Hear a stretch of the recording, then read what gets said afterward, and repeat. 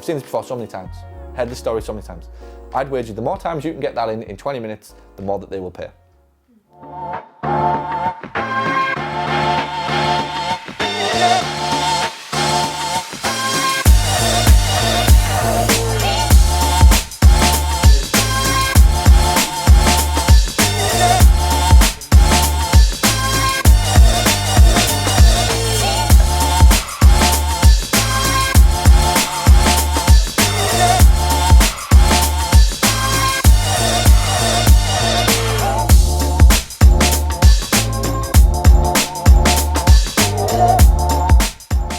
No matter what illness your kid's got, there's always a spate of it, isn't it?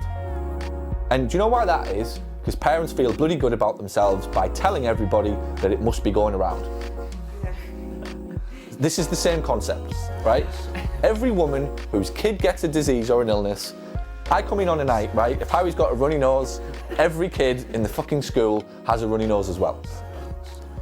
Like, his cousins have got runny noses, every person in the park's got a runny nose.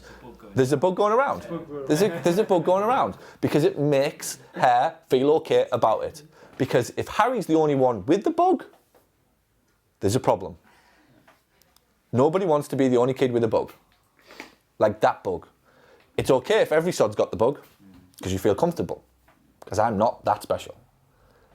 So we have to have the same thing. It's like there's sciatica going around. There's a spate of sciatica going around in Durham right now. And there's a spate of stenosis going around in Gisborne. Like this.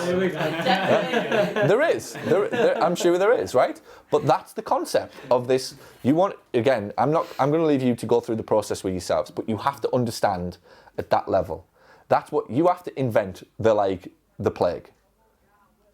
This is just normal. Everybody in Gisborne has got stenosis. And the moment you do, much like the mother of the kid, she feels comfortable knowing that every other kid's got the same bug. Every time somebody, even whatever it is, it's going round, there's a spate of it, everybody on the plane had it, definitely going to have it now, the whole thing. That's why we do that. Everybody hasn't got the bug or the flu or the whatever. Like, you've just been looking for it and you've had a couple of conversations that if you hadn't brought the conversation up, they wouldn't have done.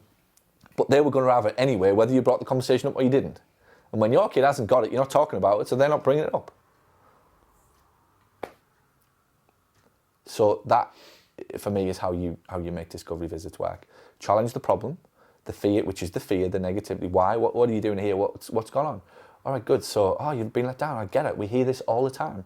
That's why that's why Paul brought, and he did, by the way, bring in the discovery. The day he realised that other people's inadequacies and other healthcare professionals' inability to fucking fix problems was getting in the way of my profit, that's why I introduced a discovery visit.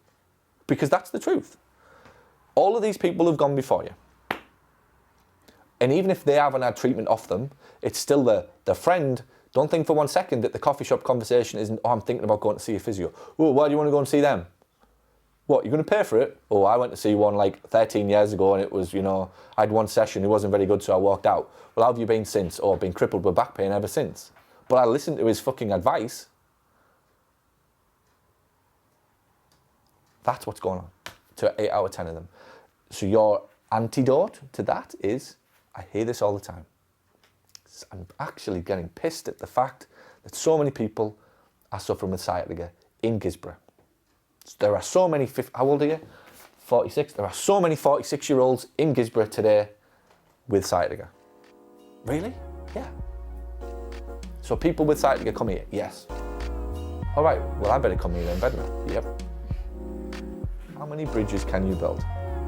Kids are unbelievable at it. Harry did this to me last night, it was amazing. Read him about 6 million stories, which I always do as I go to bed, right? And I walked out, I fight with him every night because I've got to go, right? And he said, I want one more story. I was like, no. So I walked out, closed his door, and he shouts, I want you to snuggle with me. I'm like, oh, fuck, he always gets me with that one, right? So it's like, I go back into the bed, and I started to snuggle with him, right? And I go, come on, close your eyes. Close his eyes for about 3 seconds. And he goes, Dad, can I tell you about my day? I'm like, oh God, here we go. And it's like, how do you say no? So he starts to tell me all about his day. Before I know it, he's up and out of the bed, and he starts to get a toy, right? Now he's got a toy in his hand, and he's shoving it in my face, right? And he's got another toy, right? So now I've been back with him for about 5 or 6 minutes, and he snuggles back up next to me and he goes, Dad, will you tell me a story with your voice? And before I know it, I'm starting to tell him a story. 15 seconds later, I'm like, this kid has had me over. And then I walked away and I started to analyse what he did, right? Like, he was going to lose me. He was going to lose me with a story. So what did he do? Change the offer. Change the offer. All right, Dad's not going to read me a story. Dad'll snuggle with me. Get in the bed. So I get in the bed. Dad closes his eyes. Harry closes his eyes. 5, 10 seconds later, Harry opens his eyes. Dad, can I tell you about my day? Yes. What does he do? That gets me engaged with him. Tell me more. Of course I want to know about my 3-year-old day, which Dad doesn't. How do you say no to that? You can't. Then he gets the toy and he starts to play with the toy. Before I know it, he's back down by the bed and saying, Dad, will you tell me a story about this toy? Within 3 minutes, I'm telling him a story about the toy. That's in a heartbeat what is going on. And that is how we're conditioned from kids. He changed the bloody offer. He changed the request. My excuse of it's bedtime, right? So when I walked out at 9:20 of his room, it was bedtime and you need to go to sleep.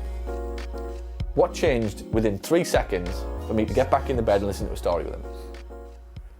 It was still bedtime. I still had my initial, I've got no money. I still had the initial, I haven't got 100 quid. But all of a sudden, they find the 100 quid. It was still bedtime for Harry, and I still had to go, and I still wanted to go downstairs. He changed the offer, he changed the meaning. I got back into the bed with him, and there was still bedtime, but before we knew it, we were speaking to another story. How? He changed the way he spoke to me. They're clever as hell. Unfortunately, adults, we're thick as shit. Kids rule the world. It would be unbelievable. They'd all get what they want. Everybody would get what they want. So it's the same with you. If they're telling you about the price, it's one of two things. We can leave you for a month and call you back, and if it's no better, come back in. You pass that over to Vicky, and/or you go, we have an option for you to drop down to massage and start with half-price sessions, but only get massage. Give them something to think about. Which one do you want?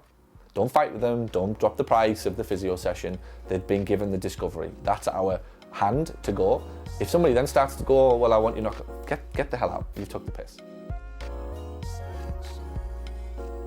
Well, at that point, we're not giving them any more because they've already got a free session. The only thing I would then go is go, all right, well, look, we can't offer you time with the physio. How about we give you 2 or 3, why don't you start with some massages to see how that goes? It's just another bridge. That's all sometimes they want, because even when they're telling you it's the money, right, you're still thinking it's the money. Even that, what you've just said to me there, you still think it's the money. And it's not. It's still, what would be lovely is if a human being actually said what was on their mind, right? The problem is they've got that much on their mind. All they know is, this is too expensive. It's code for, I don't see the value yet.